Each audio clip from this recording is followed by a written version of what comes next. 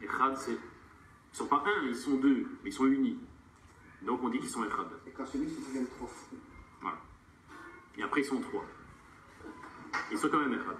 Donc le mot Echad ne signifie pas forcément un seul. Ça peut vouloir dire plusieurs unis.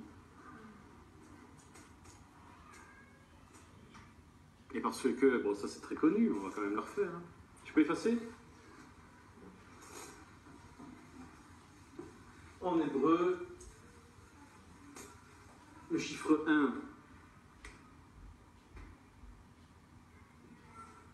c'est la lettre Aleph, première lettre de l'alphabet. Alors, la première lettre de l'alphabet, Aleph, elle est... Il y a toujours le chiffre 3 dans le 1, c'est ça qui est intéressant. Toujours. Toujours.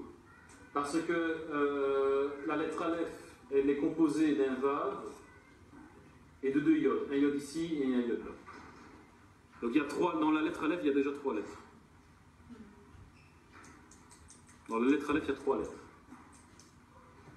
En plus, le mot Aleph, en hébreu, ça vaut 111.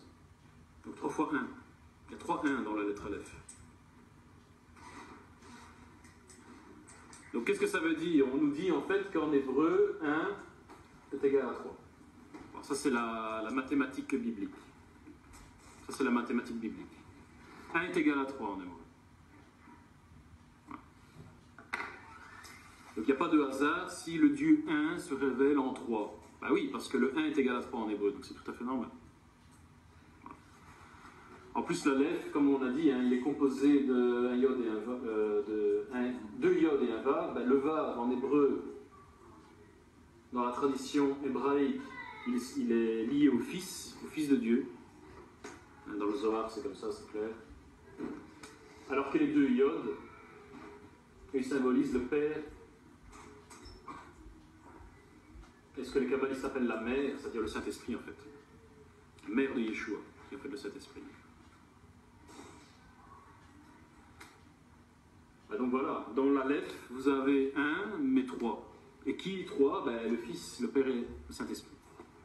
Voilà. Il n'y a aucun... Les chrétiens n'ont rien inventé sur la Trinité, tout ça. C'est des concepts juifs qui ont été un peu réinterprétés d'une certaine manière, mais ce sont des concepts juifs qui sont parfaitement enseignés dans la tradition juive. Oui, malheureusement, l'enseignement d'origine, c'est fort éloigné. Mais le problème, c'est que les chrétiens, ils ont repris ça des Nazaréens, parce que c'est eux qui ont fait la transmission. Les Juifs, ils gardaient ça pour eux. Les Nazaréens, eux, ils connaissaient ces choses-là, ils les ont transmis aux païens nouveaux convertis. Une partie d'entre eux sont devenus ensuite des chrétiens s'éloignant de la Torah et de la tradition hébraïque. Et puis ils ont réinterprété ça de manière gréco-romaine. Mais ils ne l'ont pas inventé. Ils l'ont réinterprété à leur manière, mais ils n'ont rien inventé. Et le problème, c'est que les talmudistes, à cause du christianisme, une bonne partie d'entre eux ont abandonné cet enseignement. Et une autre partie, ils l'ont conservé, mais ou ils ne l'enseignent pas, ou alors ils l'ont eux-mêmes réinterprété de manière anti-chrétienne. Ce qui ne correspond pas à leur propre tradition d'origine, d'ailleurs. C'est bête, hein? Et donc finalement, il n'y a plus que les Nazaréens pour essayer de conserver cette tradition authentique comme elle était au début.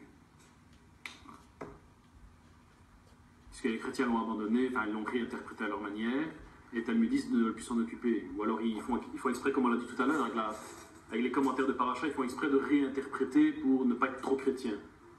Il ne faut pas dire que les chrétiens ont raison, donc on va dire le contraire de la Bible. Comme ça on est sûr qu'on ne donne pas raison aux chrétiens. C'est ridicule. Donc il n'y a plus que les Nazaréens qui peuvent encore garder l'enseignement tel qu'il était à l'origine sur ce sujet. Qui est d'accord? D'accord? D'accord? Bon travail.